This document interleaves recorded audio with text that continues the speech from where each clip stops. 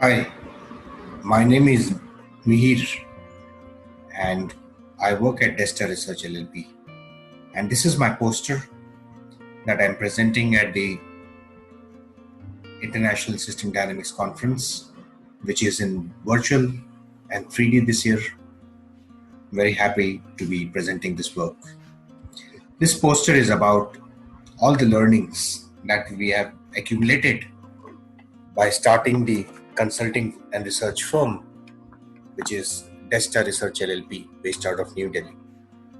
It has been around 1000 days, considering the individual consulting work plus the formal firm that we registered on 27th April 2018 on system dynamics and systems thinking. So this paper is a compilation of all the learnings. And in this poster, I'm going to show the model on your right and the key learnings. And there is a bit of a visual tour, the photographs of Kabir and me, myself, from our work. The objective of this paper was to document all the learnings that we accumulated in operationalizing a system dynamics consulting firm in India, and to basically put it down so that others can read, and especially those who are thinking or wondering about the possibilities of starting an entrepreneurship on systems thinking and system dynamics. This paper might be useful for them. Some of our key learnings that we highlight here, we learned that selling system dynamics as a promise for getting business is really a self-defeating goal that one must not seek, because very often what is required in a system dynamics project or a modeling assignment is honesty and the courage to be able to sometimes acknowledge that your assumptions are or could be wrong. Hence, selling system dynamics as a promise, which really the promise that aligns with your client's goals, may not always be a fruitful exercise, because sometimes the client's goals also need to be challenged, and very often your models would end up doing that.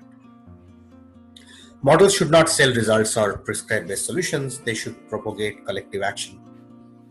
Models here, the way we do modeling and what we learned by our work on the social ecological systems modeling in villages in India, is that when many stakeholders are trying to solve the common problem, they're entering from different parts in the same system.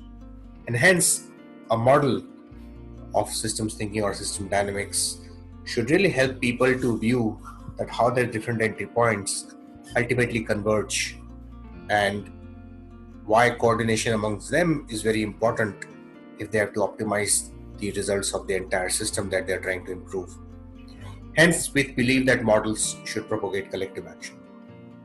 And models are really, really useful when people start communicating or conversing with each other using the systemic thinking that these models provide. We also believe that all information is not necessarily data. Hence, those informations that cannot be quantified as data must not be left out. Sometimes the stories that people tell us are the non-linear experiential stories of their lives and their relationship in the social system and with nature and the livelihoods and things like that. Hence, even if they can't be quantified, you still have to capture them. So all information is not data, but you can still build models which does not give you hard data, and it is important that you collect all kind of information. The reason why Desta Research LLP is into its third year is not because we got a big fat check that somebody gave us to start our firm. It is because we had some very good well-wishers who believed in our capabilities, who believed in our intentions, and basically the outcome that we are existing today is because of our well-wishers more than a fat check or capital that somebody gave us or a fancy startup office. Hence, we believe that well-wishers are an essential cornerstone if you are thinking of starting a system dynamics consulting firm. Our social strength, not just as individuals, but also as the entity. The social strength of the entity, the relationships it develops with its clients, and the ecosystem that it creates. The social strength really determines how well or how badly would the consulting firm do. Contracts that build compliance are good contracts so that they can be executed with minimum fuss. But one must also seek commitment in addition to contracts that give compliance. Because truly speaking, it is commitment of people that really takes the work forward rather than contractual obligations. We also learned that collaboration is really a sentimental business. You can be very rationalistic about it. You could clearly demarcate roles and responsibilities and credits and acknowledgements and things like that. However, collaboration is essentially a human social process. It is a very sentimental business. So one of the ethics in our firm that we are learning now is to respect sentiments of people, respect sentiments of clients, partners, and collaborators. That's how we believe that a collaboration can be sustained. On the right hand side, you see a qualitative system dynamics model that we have built in hindsight to describe how our firm really operates, or what is the theory of change of the beginnings and the current sustenance of our firm. We believe that as we build relationships over time and sustain them, these relationships help us start building some goodwill, some creditworthiness, and through that, people really believed in us and gave us a chance in terms of business. That's after a bit of a delay. But as business came in, also the stock of money started coming into growing in our bank accounts. Once we delivered business with adequate quality, we got more references, and that's what's the growth of our firm. That's how our firm started growing. As we did more work, as we learned to handle relationships better, we also became a little more wise in terms of how we should handle our relationships, a bit of diplomacy, how do we scope our work, the quotations, pricing, etc., etc. All that has helped us to efficiently and in a more mature manner handle and manage our relationships with clients. As this business starts growing, the professional time, which is the key constraint in a consulting firm, and it's a limited stock, it depends on the number of people, it starts depleting, which really then determines how much time we are left with in continuing to manage our relationships. That's a balancing loop.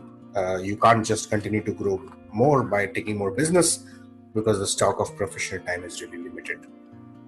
However, we do also invest our time in building capabilities and capacities of students, professionals who are willing to learn systems thinking and system dynamics.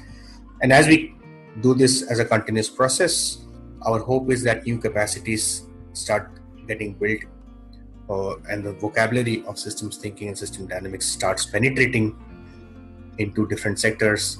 And over time, through a trickling down effect, maybe we'll get some human resources who could be hired back into our firm, which will ultimately again come back and increase our professional time as a reinforcing loop. But we can't just hire all the time. We will hire people only as and when we need. One of the conscious decisions we are hoping we will continue to adhere to is that we don't really want to grow our operations way too much. We want to continue to remain small and efficient, but we definitely want to scale up our impacts without the need for scaling up operations. The idea for us is to grow in networks, not necessarily grow as a pyramid of a large organization, Hence, our hiring is reflected as a balancing loop, which in reality also is a balancing loop. But in our case, we hire only as and when we need, and as and when we absolutely need it. But you can't continuously hire people because the amount of money and financial limits start kicking in.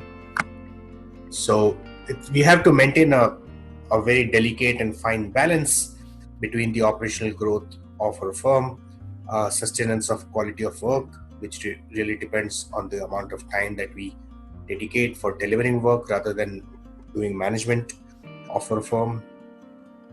It depends on how well we reflect on our learnings, document them, and through all that collective learnings, develop new relationships and conserve existing ones.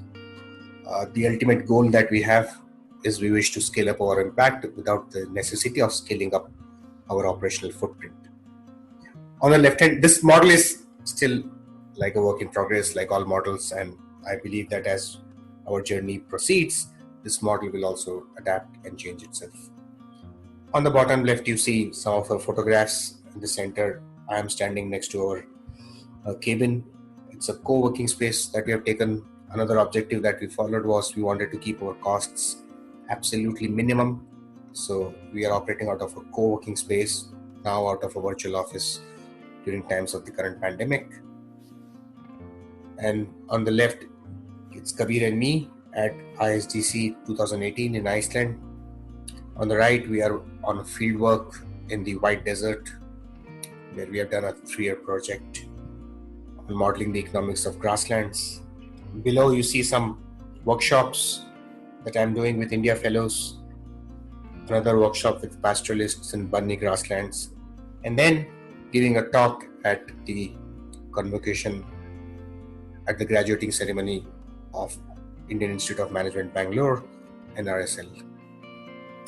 So thank you very much for listening to me, and I hope you like our work, you like our poster. We'll be very, very happy to have a discussion or reflect on some of our learnings and get some interesting questions and feedback from all of you. Thanks a lot. Enjoy your time virtually in Bergen, and hope to bump into one of you there. Thanks. Bye-bye.